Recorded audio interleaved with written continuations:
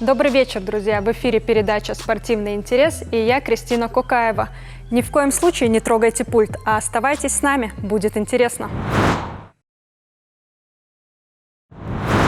Мы возвращаемся в студию, и у нас в гостях серебряные призеры первенства мира по дзюдо младше 21 года Мадина Таймазова и Георгий Елбакиев. Здравствуйте. Здравствуйте. Спасибо большое, что вы сегодня к нам пришли, нашли время, и я вас поздравляю с этими медалями.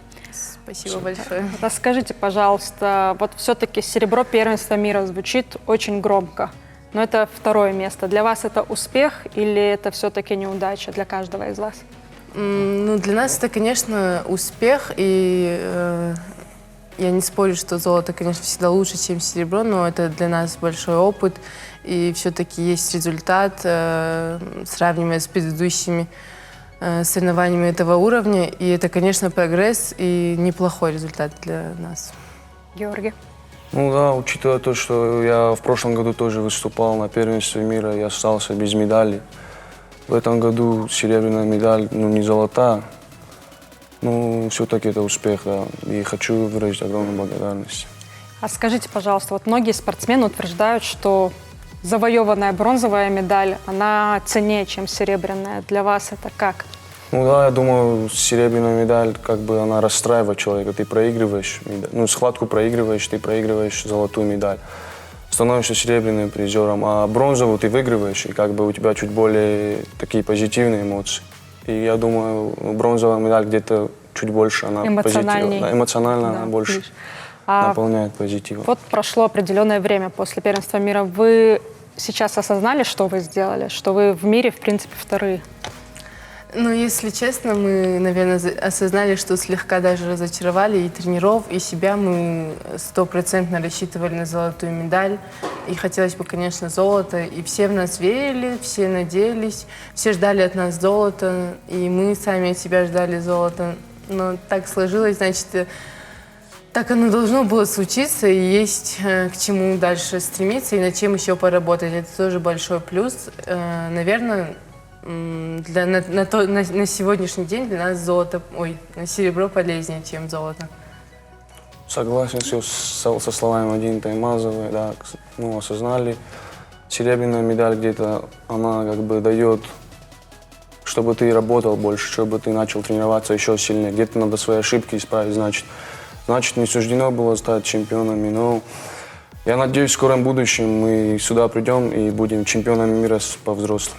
Очень надеюсь. Вот если вы заговорили о взрослых, взрослой команде, расскажите, пожалуйста, насколько велики шансы уже сейчас попасть во взрослую сборную, насколько велика конкуренция там? Конкуренция, как бы, она везде у нас сильная, в России сборная, Россия это большая страна, там конкуренция большая, но у нас уже, я думаю, у нас есть шансы и большие шансы попасть на Олимпиаду, попасть на чемпионат мира. Наша мечта – это стать чемпионами мира, олимпийскими чемпионами. Я думаю, у нас большие шансы. Большие шансы. Вот женское дзюдо у нас сейчас пользуется популярностью. Вот касательно сборной Осетии возьмем, конкуренция тоже высокая? Да, осетинские девочки уже довольно-таки серьезно о себе заявляют и на российском уровне, и на международном уровне. То есть у нас есть большие шансы. Та же Ирена Хубулова, тоже очень сильная девочка, у нее большие перспективы.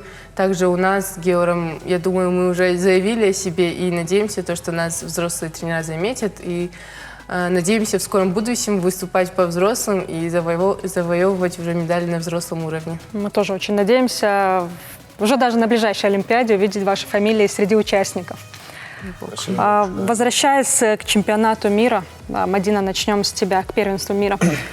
Я посмотрела сетку. Ты, может, наверное, для такого профана в дзюдо, как я, это иллюзия и ошибочная. У меня нет такое ощущение, что до финала ты дошла довольно легко. Как так получилось? Я бы не сказала, что у меня была легкая сетка, так как я первую схватку боролась с японкой, которая выступает за Испанию. Она довольно крепкая девочка, сильная, молодая, уже довольно хорошо о себе заявила и на взрослом уровне, и на юношеском уровне.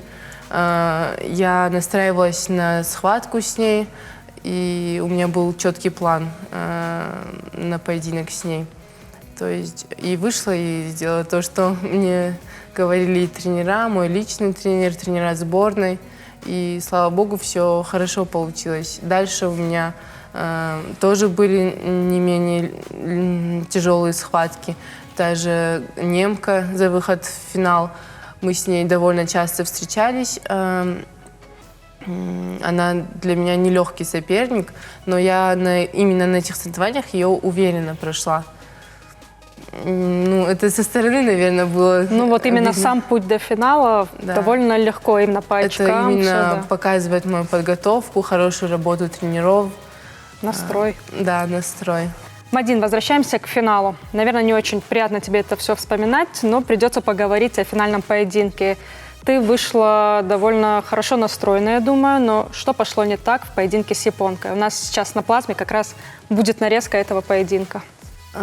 Мне кажется, все-таки я ее недооценила и вышла с большой уверенностью выиграть ее.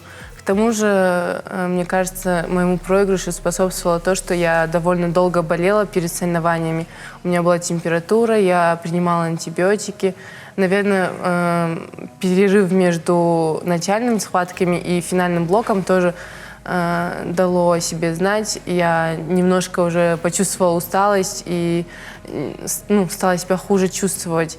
К тому же я не выполнила установку тренеров. Они мне говорили с первых секунд начинать агрессивную борьбу в плотной борьбе. Но я начала аккуратничать. Мне кажется, все-таки это была моя вина, то, что я вышла сначала очень уверенной, думала, что я ее 100% выиграю, а потом чуть-чуть отошла от установки, которую мне дали тренера. Георгий, теперь переходим к тебе. Тоже путь до финала щелкал соперников на раз-два. Как тебе это удалось? Как бы, каждый соперник был достаточно, как да, любой соперник достаточно бывает сильный, пока есть у него выносливость, пока есть силы. И вот когда вот уже приходит вот последние минуты, там, golden score, дополнительное время, уже человек там уже подсдает, и как бы я в этот момент прибавляю. И где-то чуть-чуть мне повезло больше, и где-то в golden score'ах полуфинал, за выход в финал я переиграл соперника и вышел в финал. Это твоя тактика такая? Да. Припасти силы, Чуть-чуть когда вот- уже других их не осталось, да? Да, когда вот он уже под уставом ломается, и ты прибавляешь, и в этот момент у меня остается больше сил, я прибавляю, добавляю, и в полуфинале мне так повезло, и получилось бросок сделать. Это ты сам выбрал для себя такую тактику или все-таки тренеры Не, подсказывают? это мой тренер Цаграев Казбек Асланбекович, он как бы на тренировках мы постоянно это повторяем, мы постоянно, когда устал, все равно начинаешь через силу тренируешься, и как бы он мне говорит, в Golden Score это как бы прибавить сможешь ты, и у меня в Golden Score получается более сильно прибавлять и бросать своих соперников. Георгий, Да. теперь твой финал. Тоже, наверное, не очень приятно тебе это вспоминать, но придется. Что пошло не так с соперником из Таджикистана? Ну, схватка как бы шла основное время, мы только вышли, я начал бороться, и мне я получил 2 замечания, и как бы морально, психологически я чуть подсдал, и я необдуманно пошел на риски, я начал рисковать, и как бы необдуманные риски, мне лишь ошибся и на себя упал. Видела твои глаза, твои эмоции в этот момент. Вот что ты думал в этот момент? В этот момент, я не знаю, я как бы чемпион мира, это как бы история, ты запомнишься как чемпион мира, ты можешь 10 раз стать вторым на мире, но как бы запомнить все равно чемпиона. И просто разочаровался, я не знаю, просто разочаровался. А тренеры вам какие-нибудь слова одобряющие или слова поддержки? Что говорили тренеры? Поддерживали морально и морально поддерживали, как бы сказали пару добрых, нормальных слов, и как бы остается просто продолжать тренироваться, и все. Я надеюсь, в скором будущем золото за нами. У меня такой странный вопрос. У каждого спортсмена бывают свои фишки, свои любимые приемы. Какие у вас любимые приемы, которые вот это ваша коронка? Ну, конечно, для любого спортсмена в дзюдо стремление и как бы верх искусства – это обманывать соперника, показывать одно, делать другое. И как лозунг дзюдо «поддайся, чтобы победить». Того же самого придерживаемся и мы. Мы стараемся обманывать соперника, меньше физической силы принимать и больше на тактику, на логику думать, как шахматы. Георгий, какая твоя коронка? У меня коронный прием — это подхват. Это как бы подхват мой коронный прием, я не знаю, подхват. Мадина, ты свой коронный не назвала все-таки. Ну, я стараюсь разные приемы делать, но все-таки, как человек с Кавказа, мне все пророчат корпусную, контактную борьбу. Это бросок через бедро, через спину, подхват. Подсечка также. никому не нравится. Я все надеялась, что кто-то из вас скажет подсечка. Я скажу, а покажите на мне, а вы подхват. Ну, это очень красивый прием, мне кажется, и сложный по своему исполнению. Ладно, будем надеяться, что вот на этот прием попадется очень-очень много ваших соперников. Какие планы дальше? Отдых или работать, еще раз работать? Конечно, для нас впереди еще много работы, и нету времени отдыхать. У нас большие планы на будущее, и впереди только работа и стремление к взрослому чемпионату мира, к Олимпийским играм в 2020 году. Ну вот ближайшие соревнования. Ближайшие соревнования у меня, не знаю, у Геора какие соревнования, но у меня Golden League, я буду выступать на клубных соревнованиях. Георгий. Я еще не знаю пока, что это ближайшие соревнования какие будут. Но, скорее всего, по мужикам меня вызовут, и я буду бороться на Гран-при. Забыла спросить, возвращаясь к первенству мира, так понимаю, что у вас был шанс еще завоевать медали в командных первенствах. Почему вы не оказались в составе участников? Меня как бы в нашей весовой категории взяли 3 человек. Одного в команду уже изначально взяли и знали, что он будет бороться. И в основном, кто боролся, я и мой соотечественник, российский спортсмен Махмадбеков. Он проиграл свои соревнования, личные соревнования проиграл. И как бы, чтобы он побольше схваток сделал, и его поставили, и того, кто приехал. Чтобы не расстраивался, да, так чтобы сказать. не расстраивался, чтобы с медалью хотя бы уехал. Не обидно? Ну, не очень. Мадина? Ну, также, наверное, и со мной. В моем весе еще взяли 2 девочек, но, правда, они в личных соревнованиях не боролись, их целенаправленно взяли на борьбу в команде. Но все равно было рассмотрение меня или кого-то из этих девочек. И, наверное, тренера посчитали то, что мы эмоционально выложились уже в личных соревнованиях и не стали нас включать в состав команды. Вы были готовы? Конечно. Наше время беседы, к сожалению, подходит к концу, но у вас есть замечательная возможность передать приветы кому-нибудь или выразить благодарность.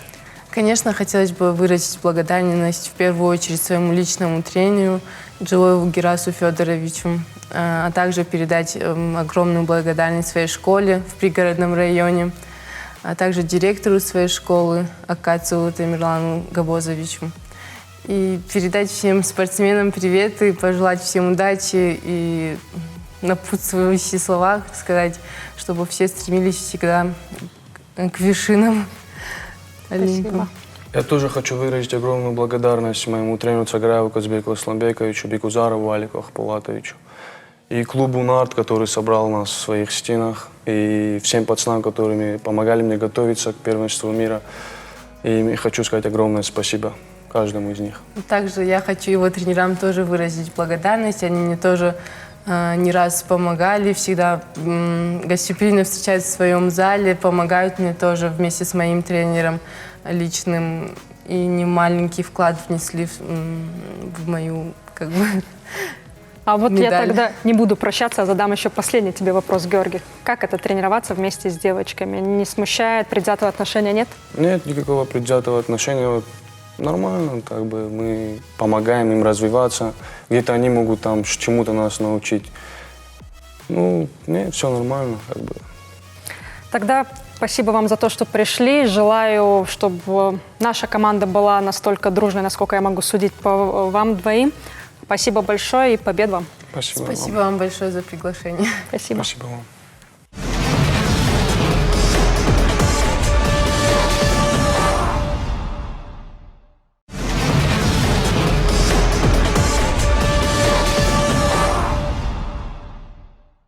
Владикавказская Алания одержала 10-ю победу подряд в рамках первенства России в зоне Юг. На этот раз повержен новый клуб рэпера Басты «Ростовский СКА». Как это было в сюжете Азамата Асламурзаева.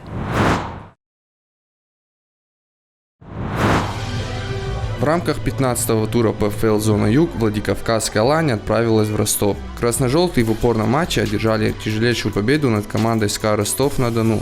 Матч был посвящен юбилею легендарного вратаря всех времен и народов Льву Яшину. Соперник барсов демонстрирует хороший ход, и матч ожидался упорным и тяжелым. Игра началась с оглядкой на свои ворота со стороны обеих команд.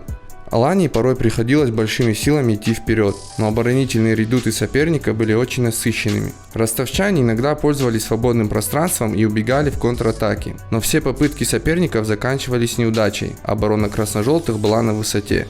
Первый тайм Алания больше владела территориальным преимуществом, однако на перерыв команды ушли при нулевой ничьей.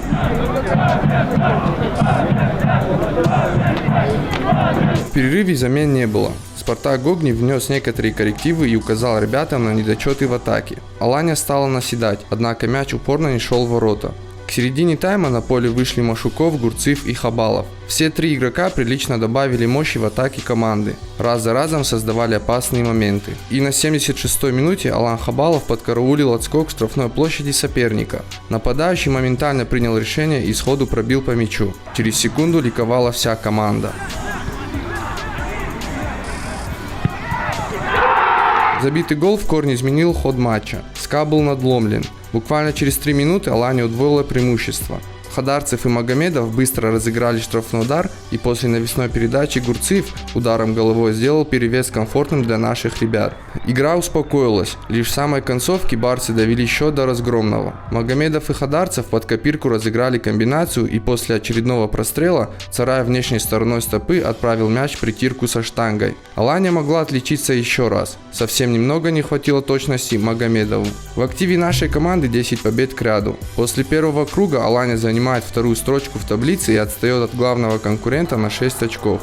Следующий матч состоится 3 ноября во Владикавказе. Соперником станет Спартак Нальчик. Азамат Асламурзаев, Татаркан Гукаев, спортивный интерес.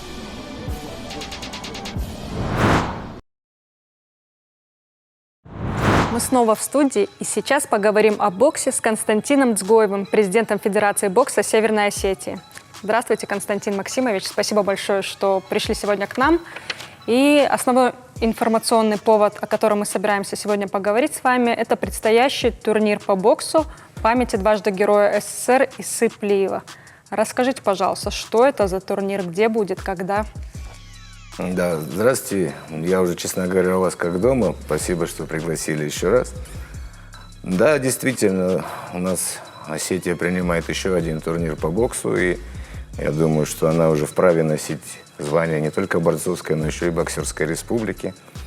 Соответственно, турнир класса А – это, мало того, что это достаточно серьезное спортивное событие, плюс еще это возможность, наверное, патриотического воспитания молодежи. Потому что, честно говоря, когда я вот начал заниматься этой федерацией бокса, одним из основных вопросов, которые я поставил во главу угла, это воспитание именно молодого поколения, подрастающего. Потому что спортсмены, ученые, кто бы они ни были, они прежде всего граждане нашей республики, граждане нашей страны. И такой человек, как Иса Александрович, я считаю, что он человек не только наш, он наш соотечественник, он человек планеты. Потому что то, что вот мы даже сидим сейчас с вами в студии и говорим, это, я считаю, что и благодаря ему в том числе. Турнир я пытался организовать под его день рождения, но, к сожалению, может быть, так не получилось. Именно в эти даты не получается. Получается в этом месяце его рождения. Поэтому турнир пройдет с 19 по 23 ноября в Владикавказе, в нашем манеже, самым лучшим. Бессмертным. Да, я на самом деле очень люблю это спортивное сооружение, хотя бы потому, что у меня связана там ностальгия определенная с ним, и плюс великолепно проведенный благодаря нам всем первенство Европы, которое прошло именно в Манеже.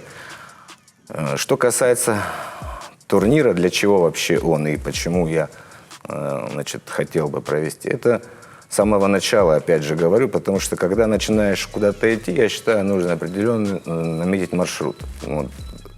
И в самом начале я думал о том, что такого уровня турнира было бы неплохо проводить дома для нас. Почему? Потому что наши спортсмены, многие, мы же все знаем, какая ситуация в республике с деньгами, и некоторые спортсмены не в состоянии выезжать. Даже вот там в ближайшие какие-то наши республики. Плюс еще дома, как говорят, и стены помогают. Да. Соответственно, я хотел, и, федерация республиканская меня поддержала.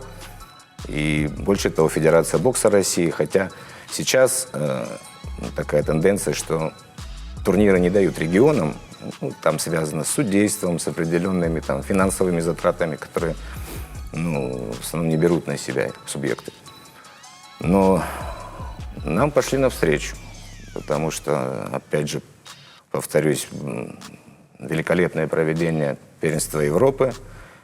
И плюс еще имя этого человека, памяти кого мы назвали этот турнир, не позволило этот турнир сделать ниже уровнем. Поэтому благодаря всем вот этим факторам совместно получился такой турнир. Мне бы очень хотелось, чтобы туда пришло как можно больше людей. Людей, которых связаны с боксом, может быть, которые хотели бы посмотреть, что это такое, родители там со своими детьми. И я поэтому, пользуясь случаем и вашей аудиторией, приглашаю всех и говорю о том, что, еще раз повторю, что 19 ноября в 5 часов открытие, 23 числа финал. Вход свободный. Безусловно. Кто-то мне опять говорили о билетах.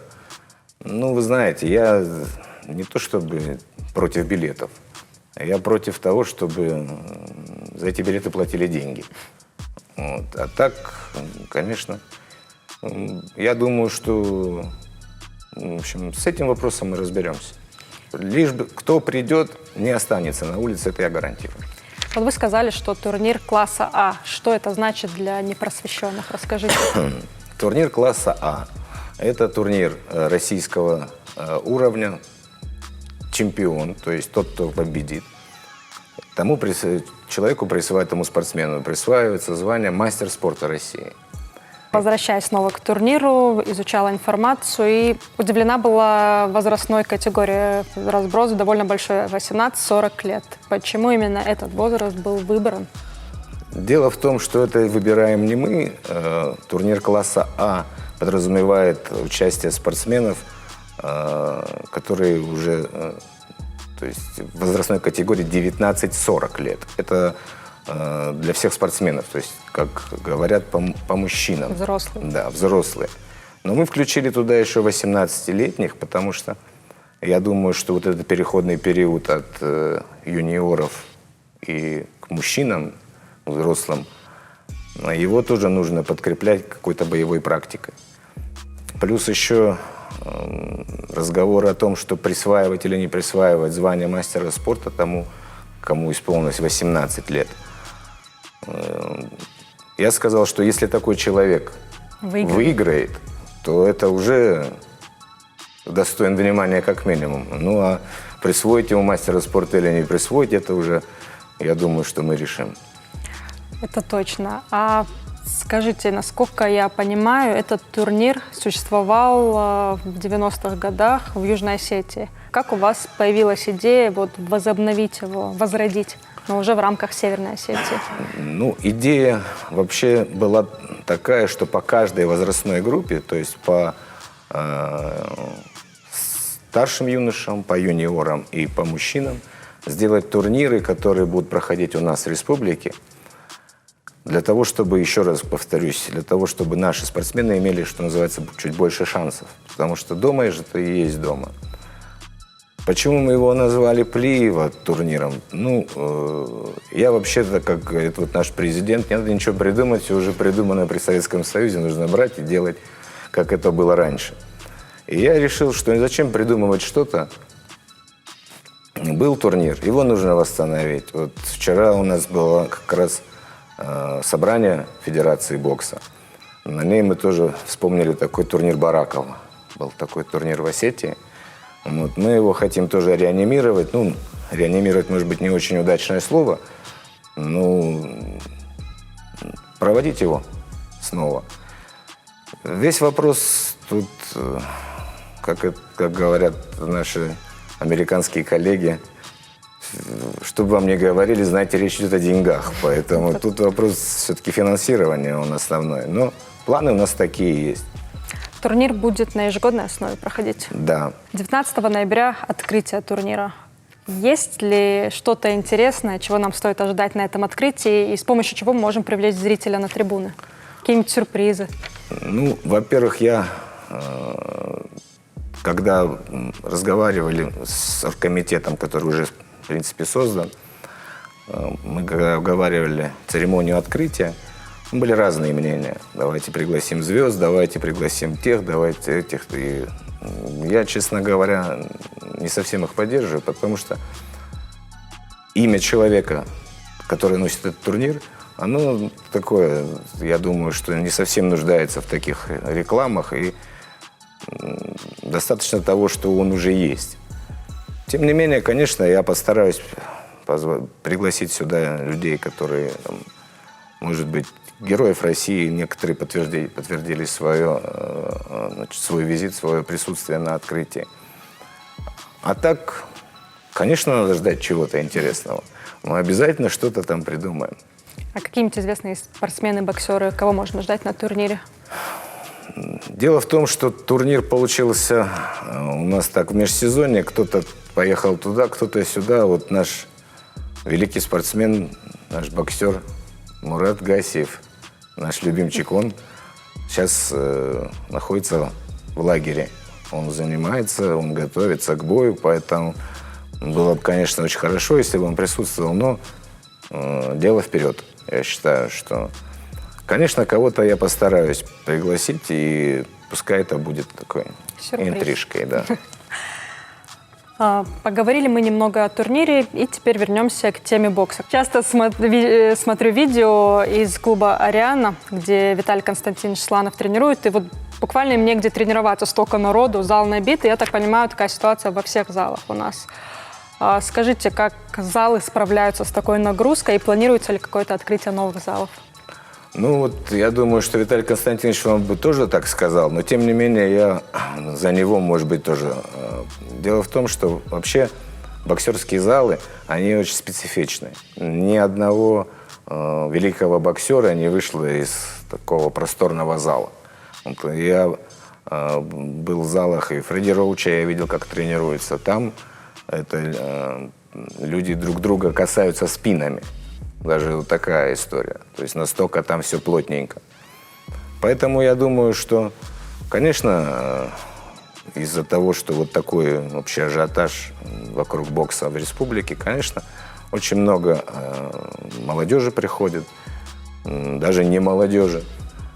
Я, как президент Федерации, не могу это не приветствовать, я только за.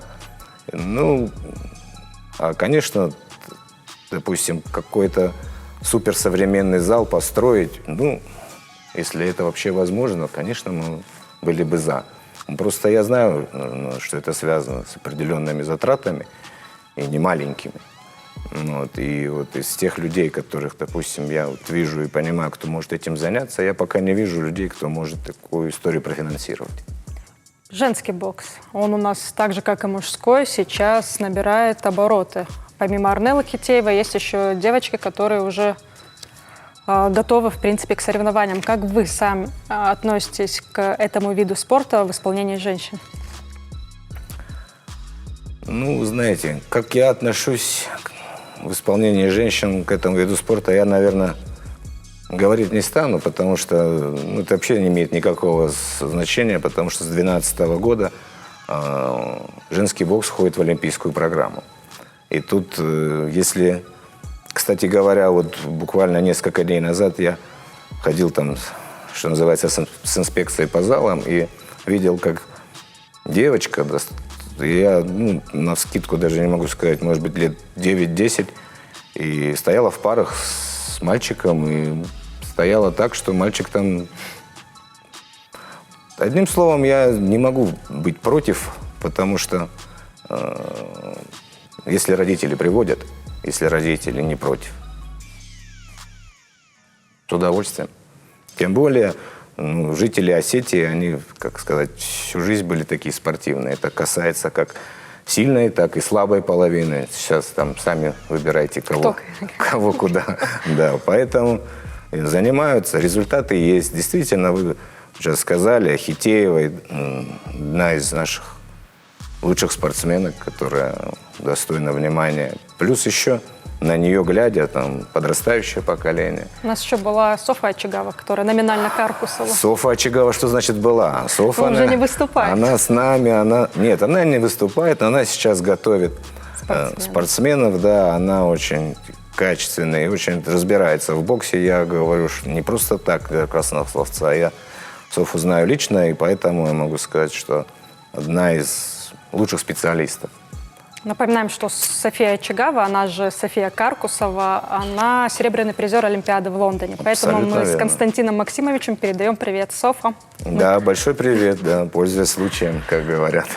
Не могу не задать вопрос, который, наверное, интересует всех жителей нашей республики. Он касается Мурата Гасиева. Была информация, что бой планируется в декабре. Действительно ли это так, и кто может быть его соперником? Мы все ждем, конечно, любого поединка с участием Мурата, потому что мы все понимаем и все знаем, что для боксера самое ужасное – это штиль, то есть отсутствие поединков. Я знаю, что занимаются ими организации Урал Боксинг Промоушен, секретарь Федерации бокса России Умар Назарович Кремлев тоже занимается им, что называется. И поэтому какой-то... ему, я считаю, нужен сейчас любой бой. Кто бы там ни был соперником ему самое главное опять почувствовать себя вот в этом квадрате, почувствовать себя хозяином в этом квадрате. И я от всей души желаю ему победы.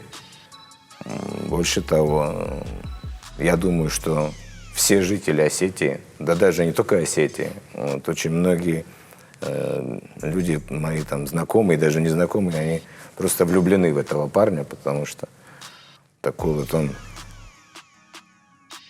он прям вот такой. Свой да. родной. Поэтому, что касается соперника, я не знаю, этим занимаются специалисты, они подбирают, они смотрят. Я уверен, что они подберут то, что ему необходимо на данном этапе. Но еще раз повторюсь, что при любом раскладе мы все будем за него болеть, мы все желаем ему только победы. И что зависит от нас, от меня лично, от федерации нашей, мы все, конечно, сделаем. Хотелось бы добавить, что мы желаем еще ему крепкого здоровья, чтобы больше оно его не подводило. И только вперед. Константин Максимович, спасибо вам большое, что вы сегодня к нам пришли. На самом деле было очень интересно. Я постараюсь прийти и привести своих друзей на этот турнир. И всех зрителей ждем на этом турнире. Приходите, будет интересно, поболеем за наших. Поболеем обязательно. Спасибо вам. Спасибо. Всего доброго. Всего доброго. Время нашего эфира, к сожалению, истекло. Спасибо, что были с нами. Болейте за наших и до встречи через неделю. Пока-пока.